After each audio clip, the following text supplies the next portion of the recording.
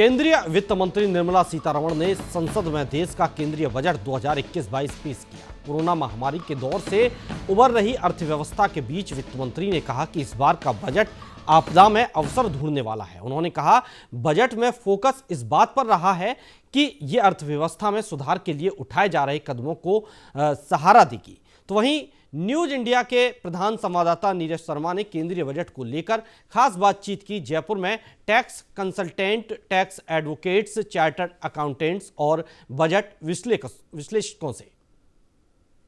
केंद्रीय वित्त मंत्री निर्मला सीतारमण ने आज अपना तीसरा बजट जो है वो पेश किया है और बजट में काफी कुछ देने की कोशिश की गई है। लेकिन राजस्थान के लिहाज से बात करें तो मुख्यमंत्री अशोक गहलोत ने कहा है राजस्थान का नाम तक नहीं लिया गया, यहाँ ज्यादा कुछ मिला नहीं बजट को लेकर के। हालांकि बीजेपी के जो नेता हैं वो कह रहे हैं बजट में काफी कुछ मिला है। अगर आत्मनिर्भर स्वास्थ्य योजना की बात करें, मेट्रो सिटीज की बात करें या फिर चुनावी राज्यों की बात करें, वहां काफी कुछ देखने को मिला है। लेकिन अगर बात करें गरीब आदमी के लिए तो उसके लिए ज्यादा कुछ बड़ी घोषणाएं देखने को नहीं मिली। हमारे साथ में कुछ chartered accountants, budget experts, tax advocates यहाँ पर मौजूद हैं। मुजाहिद अख्तर जी हैं, टैक्स एडवोकेट हैं। सर, इस बजट को किस रूप में देखते हैं आप? सर, बजट में ऐसा कुछ नहीं दिया गया जो एक्सपेक्टेशन थे सभी को, चाहे वो आम जनता को हो या हम टैक्स प्रोफेशनल से रिलेटेड सभी लोगों को। कुछ खास इस बजट में नहीं है।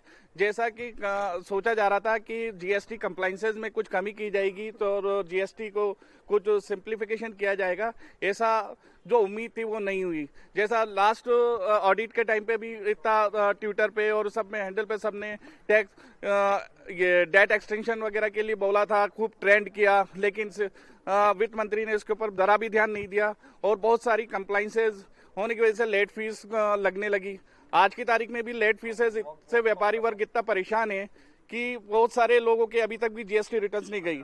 उम्मीद थी कि जीएसटी के अंदर हमारे को लेट फीस वगैरह का एग्जम्पशन मिलेगा और जीएसटी एमनेस्टी स्कीम सरकार लाएगी, लेकिन ऐसा हो नहीं पाया।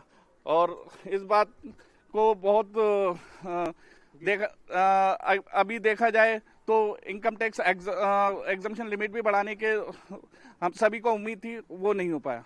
Tax advocate are Sharma ji भी यहाँ मौजूद हैं। सर, काफी एक लंबा अनुभव हो गया आपको बजट देखते हुए। इस बजट के अंदर क्या कुछ होना था, क्या कुछ मिल पाया आपकी नजर में? बजट डेफिसिट चल रहा था तो उसको देखते हुए सरकार ने ऐसे एहतियात कदम उठाए हैं जिसकी की अर्थव्यवस्था को मजबूती मिल सके। हालांकि अच्छा कदम है क्योंकि भारत सरकार में पॉपुलेशन विकास के लिए देखा जाए तो 70 to 80% हमारे यहाँ गरीबी में लोग चल रहे हैं। उनके उत्थान के लिए जो सरकार ने कदम उठाए हैं और उससे बजट को में जो उन्होंने नए जो टैक्स बेनिफिट्स दिए जाने चाहिए थे वो नहीं दिए एक साल के लिए, वो मेरे ख्याल से मीडियम क्लास और हायर मीडियम क्लास पे इतना कोई फर्क नहीं पड़ेगा। लेकिन उसका सारा रेवेन्यू का कलेक्शन जो सरकार को मिलेगा वो लोअर क्लास को उसकी सब्सिडी के रूप में इन्होंने प्रोविजंस रखे, जो कि एक अच्छा कदम है। और मिडिल क्लास के लिए इन्होंने जो गोल्ड जो सेविंग्स के लिए इन्होंने जो कदम उठाया है जिसमें इन्होंने ड्यूटी वगैरह कम किया है, वो भी एक अच्छा कदम है जिससे कि मीडियम क्लास के इंफ्रास्ट्रक्चर को मदद। राजकोषीय घाटे की बात करें तो काफी बढ़ गया है, 9.5% राजकोषीय घाटा जा रहा है। 3 पॉइंट कुछ होना चाहिए जीडीपी का। देखिए, जिस देश में 70% पॉपुलेशन गरीब हो, 15 से 20% पॉपुलेशन मीडियम क्लास हो, उस देश के अंदर अगर राजकोषीय घाटा घटता है उत्थान के लिए, विकास के लिए, तो वो सरकार उस पर विचार करेगी और रेवेन्यू ग्रोथ को और आगे बढ़ाएगी और उसके लिए वो सोर्सेज इसी तरीके से पैदा कर रही है। और मेरे मायने में लगभग एक अगले बजट तक काफी कुछ अर्थव्यवस्था में सुधार आ जाएगा। पब्लिक ट्रांसपोर्ट के लिए, बसेस के लिए करीब 18,000 करोड़ रुपए का एक प्रावधान जो है वो रखा गया। पैसा कहां से आएगा ये बजट नहीं बता पाया। ये बताया कि विनिवेश करवाएंगे, 1,75,000 करोड़ रुपए विनिवेश से आएगा। देखिए, जो पिछली सरकारों ने किया था एफडीआई इन्वेस्टमेंट को बढ़ावा दिया था, उसी कदम पे भारत सरकार जो अभी हमारा जो बीजेपी की जो सरकार है वो उसी कदम पे वापस आ रही है कि जो कि कांग्रेस के टाइम पे उन्होंने एफडीआई को डिसइन्वेस्टमेंट के लिए प्रोत्साहन दिया था और उसी ट्रैक पे ये आ रहे हैं। तो धीरे धीरे अंडरस्टूड है कि जो बाहर से पैसा आएगा, आज 49 to 74% तक इन्होंने इंश्योरेंस सेक्टर में जो अलाउ किया है, एयर इंडिया का जो इन्होंने 50% एंड अबव जो इन्होंने इधर अलाउ किया है, ये मेरे ख्याल से डिसइन्वेस्टमेंट में एक अच्छा कदम है। एयरक्राफ्ट के क्षेत्र में कहा गया है कि फॉरेन डायरेक्ट इन्वेस्टमेंट जो है ये भी होगा 50% तक, लेकिन जो है बोर्ड डायरेक्टर वो इंडियन होंगे। हाँ, उसका कारण क्या है कि इंडियन डायरेक्टर्स के साथ साथ जो इन्होंने जो अदर कोर जो मेंबर्स बनाए हैं उसमें हमारे देश को विकास को जो अंडर डेवलपिंग से डेवलप की ओर ये ले जा रहा है, एक ऐसा इंडिकेशन ये देते हैं। हमारे साथ में सीए सचिन कुमार जैन जी भी यहाँ मौजूद हैं। सचिन जी, सुबह भी हमने बजट से पहले आपसे प्रतिक्रिया जानी थी, आपकी जो भविष्यवाणियां थी वो लगभग काफी उसके अंदर सही साबित हुई हैं। अब बजट के बाद क्या प्रतिक्रिया है? बिल्कुल, जैसा आपने सही कहा नीरज जी, आज सुबह जैसा हमें एक्सपेक्टेड था, बजट में कुछ ज़्यादा नए प्रावधान इनकम टैक्स से रिलेटेड नहीं आने थे, वही हुआ। क्योंकि पिछली बार भी माननीय निर्मला सीतारमण जी ने कहा था कि दो टाइप की स्कीम रहेगी, एक में जिसमें आपको कोई रिबेट नहीं लेनी है, एक है जिसमें आपको पास में पूर्ववर्ती रिबेटें कंटिन्यू करेगी सेम टू सेम। तो वैसा ही हुआ, कोई नई रिबेट नहीं आई है और जो पुरानी हमारी हाउसिंग लोन की रिबेट थी उसको 1 साल के लिए और कंटिन्यू किया गया है। हमारे लिए जो हमारे क्या कहते हैं, जो स्टार्टअप्स हैं उनको जो विनिवेश जो उसके अंदर निवेश करता है उनको जो टैक्स बेनिफिट दिया गया था उसको भी 1 साल तक और आगे बढ़ाया गया है। तो क्या है, हमारे नए युवाओं को प्रोत्साहन देने के लिए इस बजट में काफ़ी कुछ वापस से आगे कंटिन्यू किया गया है रिबेट्स को। साथ ही एक नई योजना जो निकाली है जो हमारे सीनियर सिटीजन है, क्योंकि भारत का 75वां वर्ष है और 75वां वर्ष में 75 साल से ज़्यादा जो लोग हैं जिनको खाली पेंशन और इंटरेस्ट से इनकम है, उनको लेकर मैडम ने ये घोषणा की है कि उनको अब ITR भरने की से भी छूट दी जाएगी। तो इसमें एक थोड़ा सा कन्फ्यूज़न है कि उन्होंने ये भी बोला है कि पेंशन वाले लोगों को टैक्स नहीं देना होगा। तो जब बजट भाषण आएगा और उसका विश्लेषण होगा तो ही पता चलेगा कि जो कहा है और जो लिखा है उसमें क्या फ़र्क है, क्योंकि अगर टैक्स नहीं देना है तो रिटर्न तो वैसे भी नहीं भरनी है। इसीलिए इसके साथ में हम एक छोटी सी बात इसमें जो आई है कि जो करदाता परेशान थे कि उनके 6-6 साल के असेसमेंट खुल जाते थे, वो इन्होंने कम किया है, उनको 3 पे लेके आए हैं इस साल से। तो जो पुराने असेसमेंट्स हैं उनको तभी खोला जा सकेगा 10 साल तक वाले, वो जब अगर 50 लाख या उससे अधिक की कर चोरी का उसमें अनुमान हो, टैक्स जो टैक्सेबल इनकम है, अगर 50 लाख से ऊपर का इवेजन किया जा रहा है तो ही वो केसेस खुले जा सकेंगे।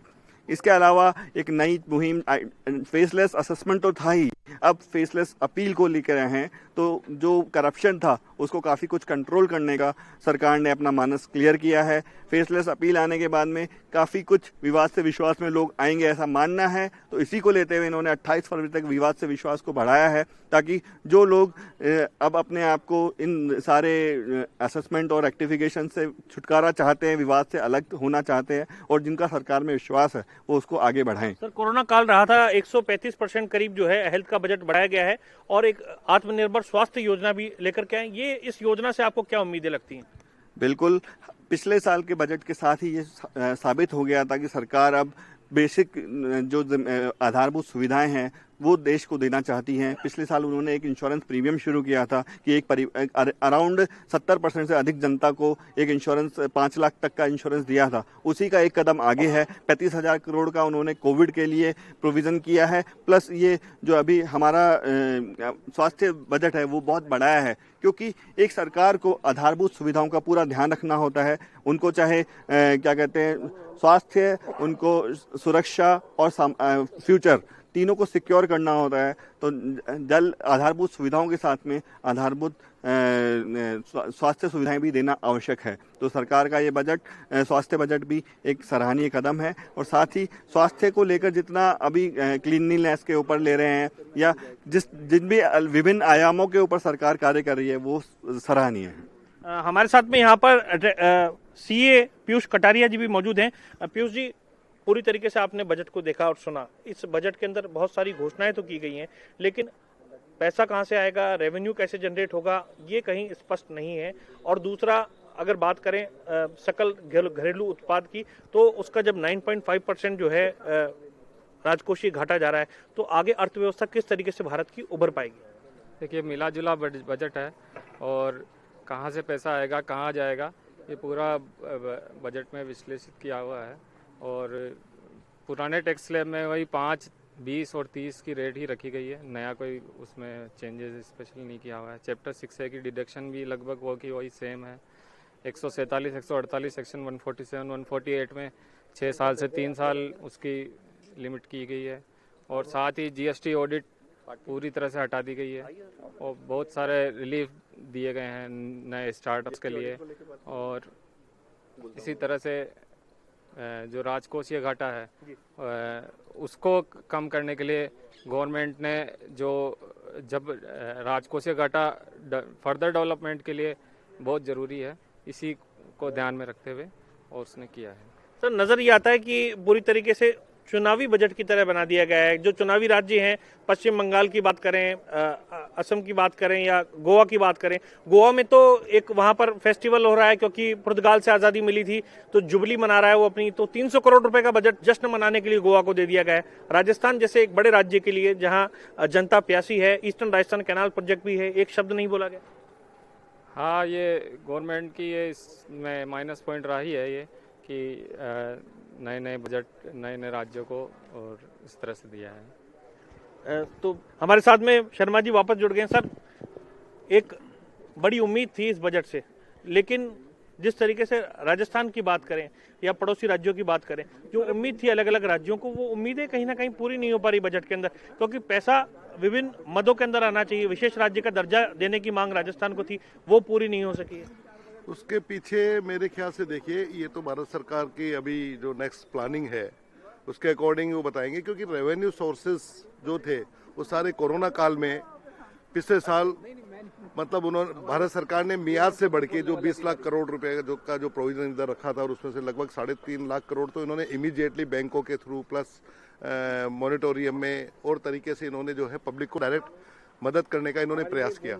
तो उसकी वजह से जो रेवेन्यू इफेक्ट हुआ भारत सरकार के जो कलेक्शन का, वो काफ़ी कुछ इस कोरोना काल में पिछले 2020 में चला गया। तो उसके डेफिसिट के तहत जहां जो अनएक्सपेक्टेड कहीं जो एक्सपेंडिचर्स हुए, उसमें हमारे पेंडापस जो डिजीज में जो चला गया कोरोना में, तो उसका प्रोविजन में जाने की वजह से राजस्थान सरकार की जैसे जो टारगेट्स थे उसको उन्होंने एक टाइम बीइंग के लिए डिले कर दिया है। नो डाउट कि एक्सपेक्टेशन सब सरकारों को रहती है, राज्य सरकारों को, लेकिन अभी कुछ समय के लिए उन्होंने इसको टाल दिया, ऐसा मुझे लगता है। एडवोकेट राकेश शर्मा जी भी यहाँ पर जुड़े हुए हैं, आप भी टैक्स देखते हैं। सर, जो बजट आया है, आपकी नज़र के अंदर बजट कैसा है, और दूसरा इसको अगर नंबर देंगे कितने नंबर देंगे? मेरा अकॉर्डिंग मैं नंबर देना चाहूँगा 6 आउट ऑफ 10। मुझे लगता है जीएसटी जो ऑडिट इन्होंने हटाई है वो थोड़ा बहुत अच्छा है, लेकिन कंप्लाइंसेस अभी भी उतनी ही है जितनी हमें करनी है।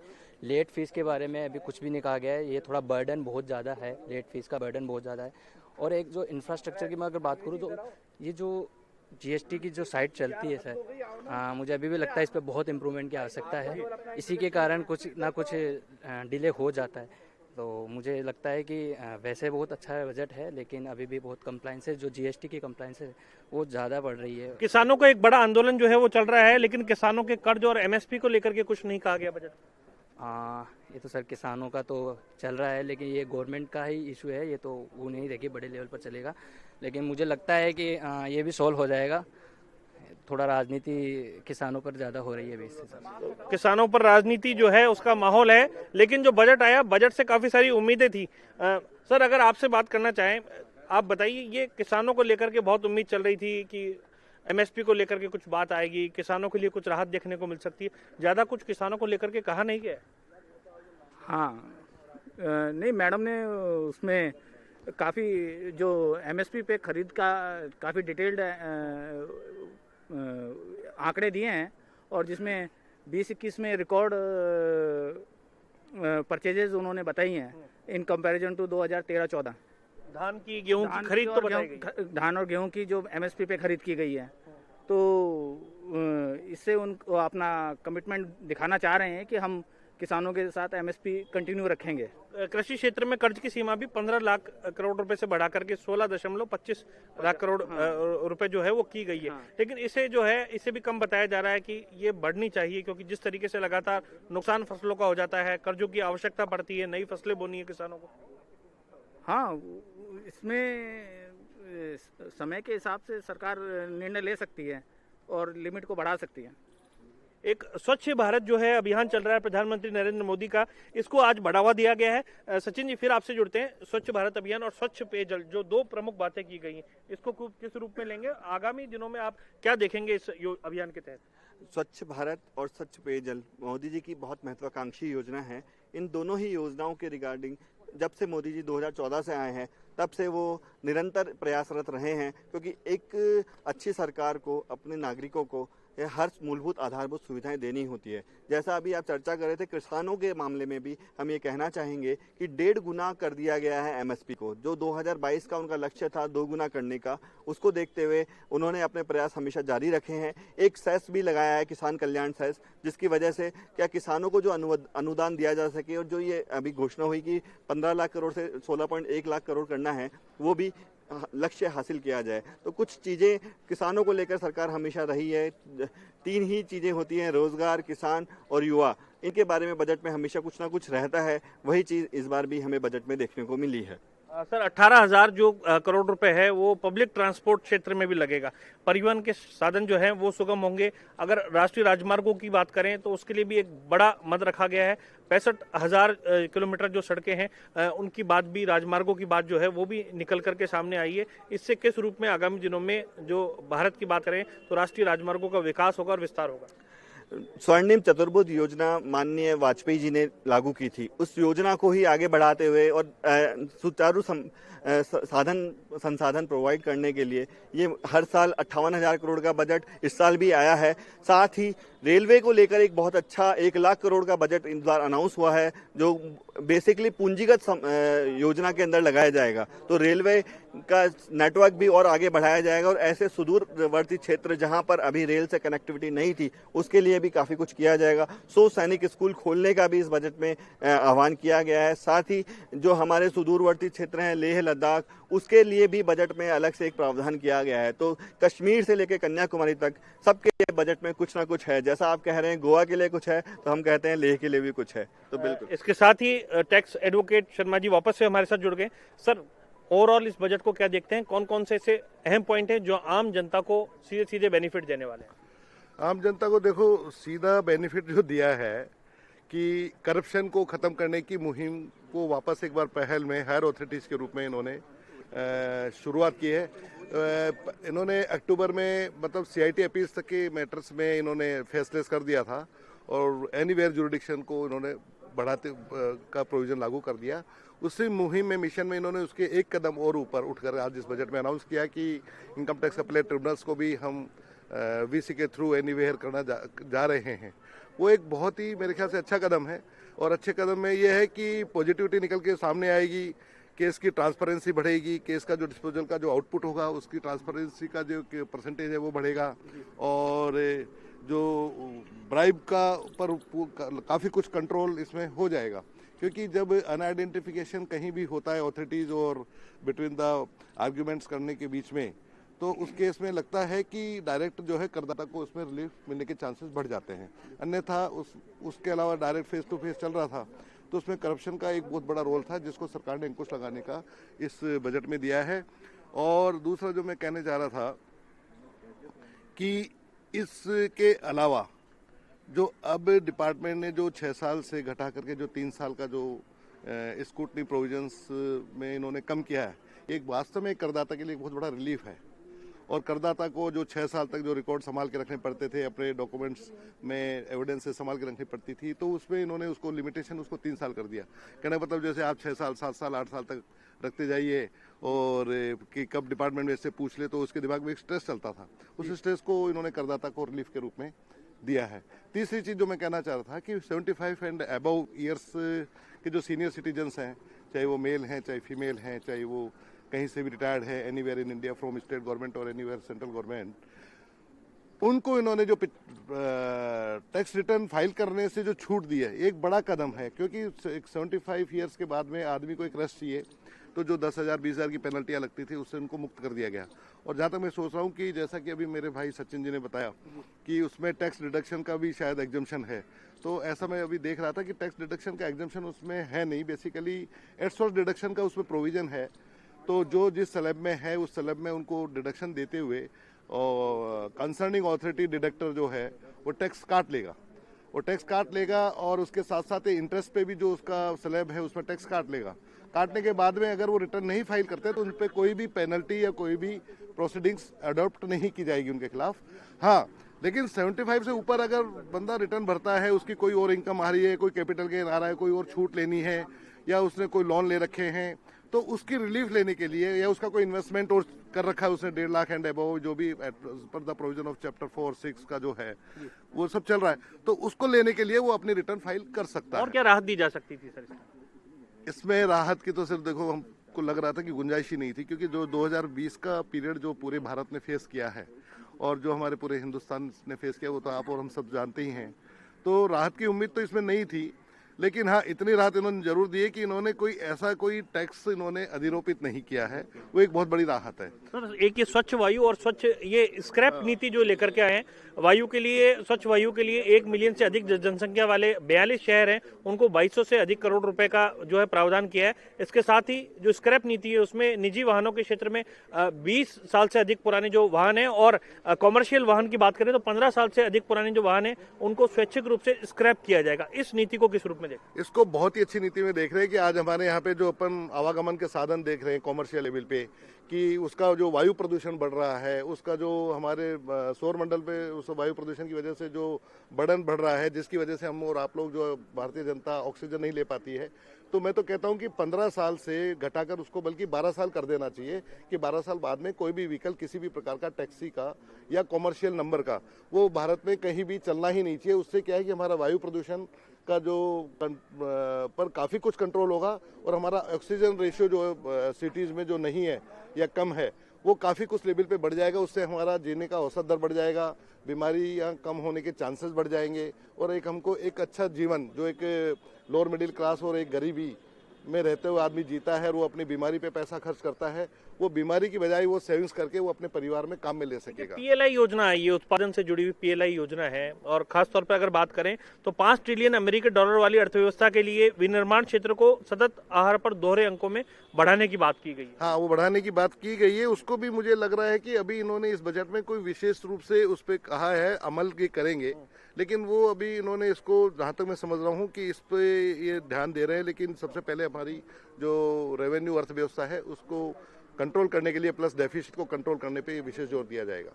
इसके साथ ही आपको बता दें 3 सालों के अंदर 7 बड़े टेक्सटाइल पार्क जो हैं वो भारत में स्थापित किए जाएंगे। सचिन जी, 7 बड़े टेक्सटाइल पार्क और इसके साथ ही जो है कपड़ा उद्योग जो है उसको बढ़ावा देने की सरकार की कोशिश। टेक्सटाइल से कितना रोजगार सृजन हो सकता है, क्योंकि भारत में बहुत ज्यादा क्षमता है और खास तौर पर जहां टेक्सटाइल का काम होता है, राजस्थान का भीलवाड़ा शहर भी इसके अंदर शामिल अपने आप हो जाता है। पश्चिम बंगाल क्षेत्र है, महाराष्ट्र है, गंगानगर क्षेत्र है, किस रूप में देखते हैं? बिल्कुल नीरज जी, टेक्सटाइल, रोटी, कपड़ा और मकान, टेक्सटाइल के मामले में अपन बात करें तो जो अगर 3 औद्योगिक पार्क स्थापित हो जाते हैं तो हम टेक्सटाइल निर्यात के मामले में सर्वोपरि हो सकते हैं। नए आधारभूत सुविधाएं टेक्सटाइल पार्कों में प्रोवाइड की जाएगी तो हमारा एक्सपोर्ट भी बढ़ेगा, प्लस हम लोग हमारी बेसिक बुनियादी जो सुविधाओं को भी पूरा कर पाएंगे। तो ये थे हमारे साथ में सीए सचिन कुमार जैन और अब हमारे साथ में मनोज जैन जी भी जुड़ गए हैं। सर, जीएसटी के, चूंकि आप विशेषज्ञ भी हैं, जीएसटी को लेकर के क्या उम्मीदें थी और क्या मिला है? नहीं, जीएसटी में जो सरकार ने जीएसटी ऑडिट को विड्रॉ किया है उस संबंध में उनसे ये रिक्वेस्ट है कि इसको वापस शुरू किया जाए, क्योंकि अभी जीएसटी इनिशियल स्टेजेस में ही है और व्यापारी के स्तर पर अभी बहुत सारी कंप्लायंस कमियां रहती हैं और जिसे हम प्रोफेशनल्स काफ़ी हद तक उसको ठीक करवाते हैं फाइनल रिटर्न्स में। तो इसलिए सरकार से अपील है कि इसको रीइंट्रोड्यूस किया जाए। इसके साथ ही सर, जो 75 वर्ष से अधिक उम्र के जो व्यक्ति हैं उनको रिटर्न भरने से छूट दी गई है कि वो ना भरें तो भी काम चलेगा, इसको किस रूप में देखते हैं? नहीं, ठीक है उनको, क्योंकि अधिकतर 75 वर्ष से अधिक उम्र के लोगों की आय 5 लाख के आसपास ही रहती है और उनको टैक्स कर देयता पहले भी नहीं थी, तो इसलिए उनको परमानेंट अगर छूट दी गई है तो वो अच्छा ही है। और जो पेंशन से जिनकी इनकम हो रही है, मान लो किसी की इनकम 50,000 रुपए है, तो उसका क्या होगा? क्या पेंशनर्स को अब इनकम टैक्स नहीं देना पड़ेगा? नहीं, पेंशनर्स को इनकम टैक्स देना पड़ेगा अगर उनकी इनकम 5 लाख से अबव है तो। और पेंशन और अदर इनकम भी अगर मिला के अगर उनकी इनकम ज्यादा है, नहीं, इसमें वो ये जो प्रावधान है वो स्पेसिफिकली पेंशन वालों के लिए ही है। अदर इनकम अगर किसी 75 ईयर से अबव वाले की है तो उसको रिटर्न भरना अभी भी कंपलसरी है। शुक्रिया। तो ये थे तमाम बजट पर हमारे साथ में जुड़े हुए एक्सपर्ट्स, चार्टर्ड अकाउंटेंट्स और टैक्स एडवोकेट्स।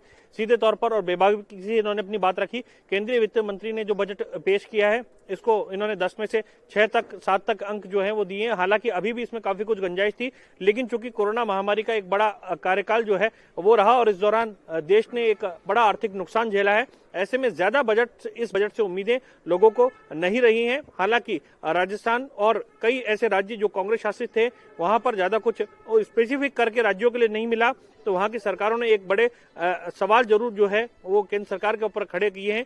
बहरहाल देखना ही होगा आगामी समय में सरकार किस प्रकार से राजस्व जुटाती है और इन बजट घोषणाओं को पूरा करती है। कैमरामैन केदार शर्मा के साथ नीरज शर्मा, न्यूज इंडिया, जयपुर।